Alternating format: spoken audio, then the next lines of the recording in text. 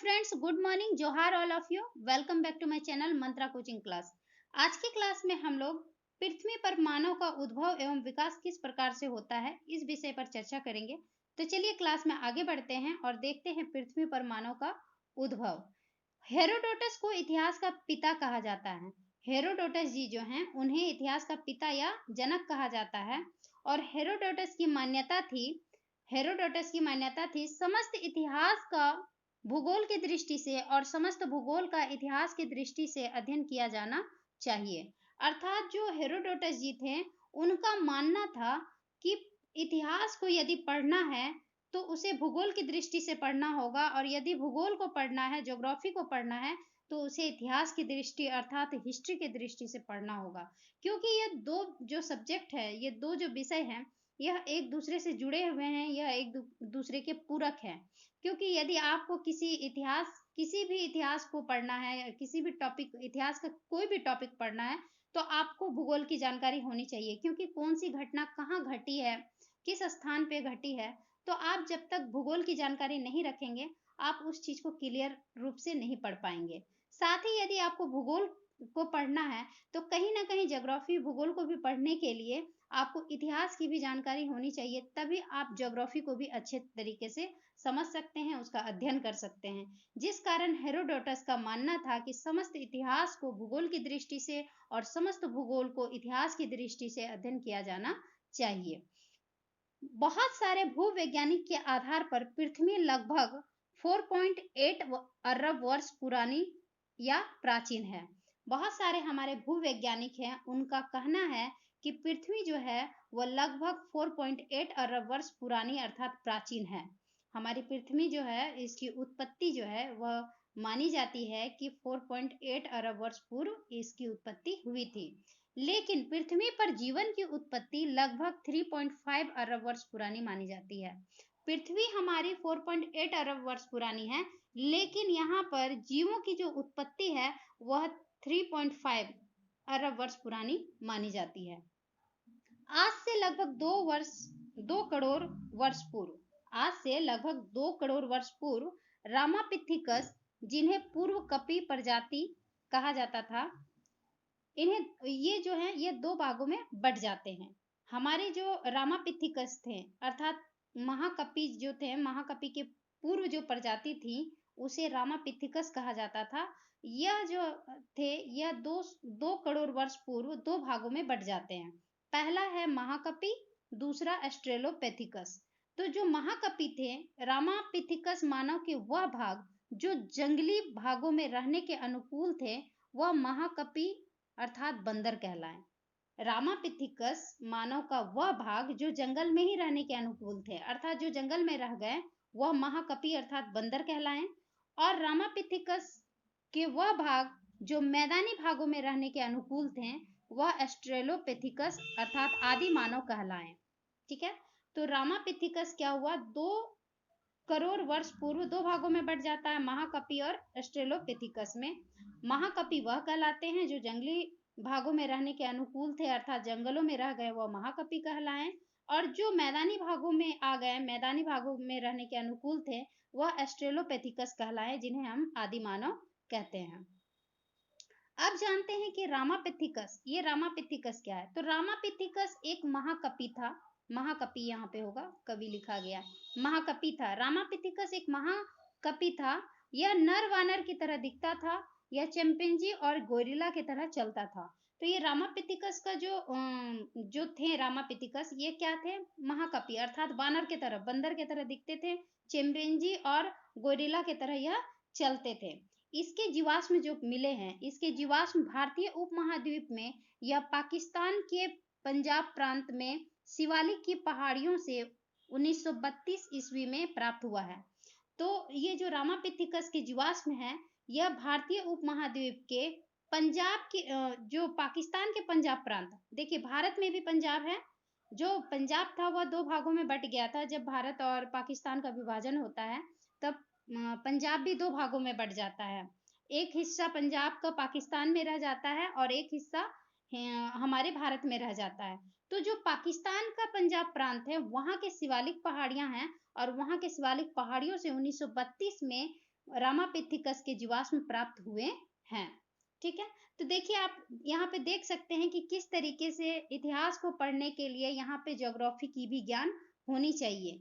यहाँ पे आप जब तक ज्योग्राफी अर्थात भूगोल की ज्ञान नहीं होगी, आप इतिहास को अच्छे से नहीं पढ़ पाइएगा। और यदि आपको इतिहास पढ़ना है तो आपको भूगोल की भी अच्छी सी जानकारी होनी चाहिए। चलिए आगे अब हम लोग देखते हैं ऑस्ट्रेलोपिथिकस।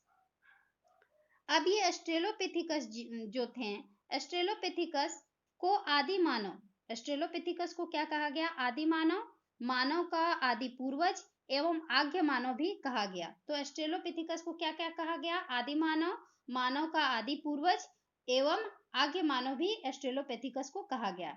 ऑस्ट्रेलोपिथिकस प्राचीनतम जीवाश्म पूर्वी अफ्रीका के केन्या से प्राप्त हुआ है। तो ये जो ऑस्ट्रेलोपिथिकस है, इनके जीवाश्म अब कहाँ से प्राप्त हुए हैं? तो ऑस्ट्रेलोपिथिकस के जीवाश्म प्राप्त हुए हैं पूर्वी अफ्रीका के केन्या से प्राप्त होता है। कहाँ से प्राप्त होता है? तो पूर्वी अफ्रीका के केन्या से प्राप्त होता है। भारत में ऑस्ट्रेलोपिथिकस के जीवाश्म प्राप्त नहीं हुए हैं। अपने भारत में ऑस्ट्रेलोपिथिकस के जीवाश्म प्राप्त नहीं हुए हैं। यद्यपि भारत के महाराष्ट्र के बोरी नामक स्थान पर उत्खनन से 14 लाख वर्ष पूर्व मानव के उद्भव के साक्ष्य मिलते हैं, किंतु यह अभी शोध का विषय है। अर्थात हमारे भारत में महाराष्ट्र के बोरी नामक स्थान से उत्खनन से, खुदाई से 14 लाख वर्ष पूर्व मानव के उद्भव का साक्ष्य मिलता है, लेकिन यह अभी पूरी तरीके से कंफर्म नहीं है, क्योंकि अभी भी इस पे रिसर्च चल रहा है, शोध चल रहा है, इसलिए इसको हम लोग अभी नहीं मान सकते हैं।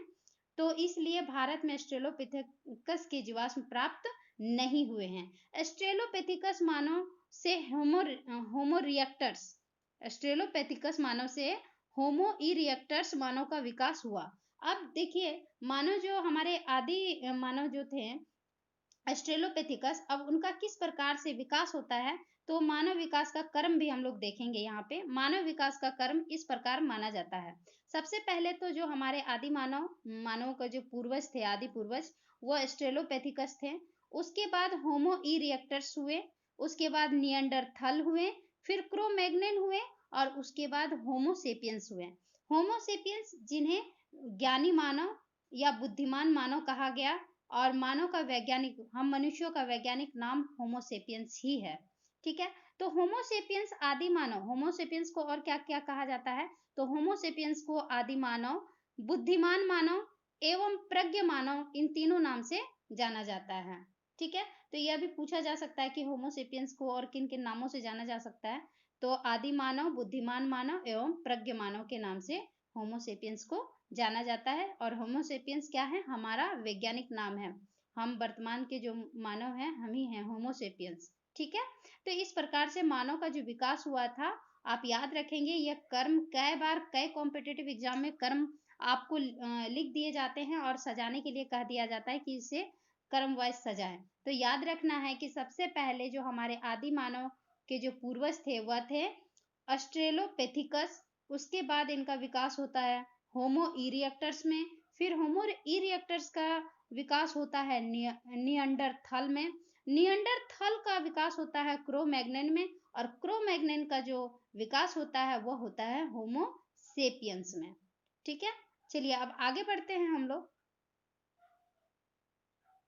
ये जो होमो सेपियंस नाम दिया गया, वैज्ञानिक नाम जो हम मनुष्यों को मिला होमो सेपियंस, यह नाम देने वाला कौन है? तो होमो सेपियंस नाम देने वाला केरोलस लीनियर हैं।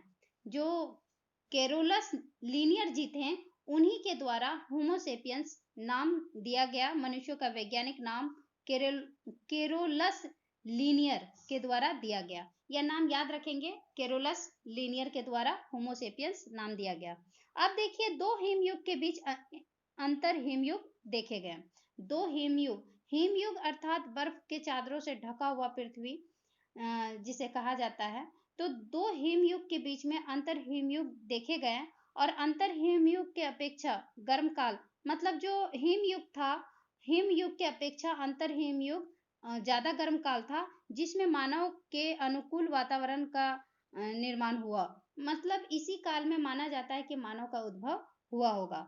मानव का उद्भव जो है विश्व संदर्भ में सर्वप्रथम सेनोजोइक एरा, सेनोजोइक एरा अर्थात सेनोजोइक युग भी कहते हैं इसको। सेनोजोइक एरा किसे कहते हैं? वर्तमान युग को, नए जीवन को, जो कि आपका 66 मिलियन वर्ष से लेकर आज तक के समय को सेनोजोइक एरा या सेनोजोइक युग माना जाता है।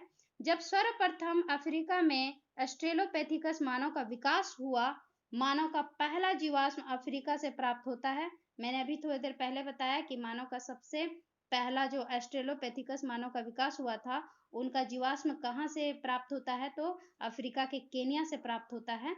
और उनका जो जीवाश्म है वो क्या कहलाता है? उसे क्या कहते हैं? तो जिसे ड्रायोपेथिकस के रूप में माना जाता है। इसे ड्रायोपेथिकस कहा जाता है। विश्व संदर्भ में मानव का उद्भव 26 लाख वर्ष पूर्व माना जाता है। विश्व संदर्भ में मतलब विश्व में मानव का जो उद्भव है वो 26 लाख वर्ष पूर्व माना जाता है। जो अफ्रीका के केन्या में जो जीवाश्म मिले हैं, उनके आधार पर विश्व संदर्भ में मानव का जो उद्भव एवं विकास है, वो 26 लाख वर्ष पूर्व माना जाता है, जिस काल का अफ्रीका में मानव का जीवाश्म प्राप्त हुआ है। ठीक है? और मानव में ये भारत में मानव का उद्भव जो है, वो 5 लाख वर्ष पूर्व माना जाता है, जब मानव के द्वारा प्रयोग किए जाने वाले पाषाण उपकरण भारत में प्राप्त हुए हैं। अर्थात जो पत्थरों का युग था, जिस वक़्त मनुष्य पत्थरों का उपयोग करते थे औज़ार के रूप में और अपने जीवन यापन के लिए पत्थरों का उपयोग करते थे शिकार के लिए, वह जो काल है, उसी काल को मानव का उद्भव काल माना जाता है, जो कि 5 लाख वर्ष पूर्व माना जाता है। क्योंकि यहाँ पे भारत में ऑस्ट्रेलोपिथेकस के जीवाश्म प्राप्त नहीं हुए हैं और जो महाराष्ट्र के बोरी में प्राप्त हुए हैं 14 लाख वर्ष पूर्व जिसे कहा जा रहा है, कि मानव के वहाँ पे साक्ष्य प्राप्त हुए हैं, लेकिन वह अभी भी वहाँ पे क्या कहा मैंने कि रिसर्च चल रहा है, शोध चल रहे हैं, वह अभी कन्फर्म नहीं हुआ है। तो भारत में प्राचीन मानव के जीवाश्म प्राप्त नहीं हुए हैं। तो आज हम लोगों ने आज के क्लास में जाना कि मानव सभ्यता का विकास किस प्रकार से मानव का विकास पृथ्वी पर मानव का उद्भव एवं विकास कितने वर्ष पूर्व है और कैसे-कैसे कहाँ पर क्या मिला है, मानव का विकास किस कर्म में हुआ है, इन सभी चीज़ों को आज के क्लास में हम लोगों ने देखा। तो आज के क्लास में इतना ही, मिलते हैं नेक्स्ट क्लास में दोस्तों। Thank you.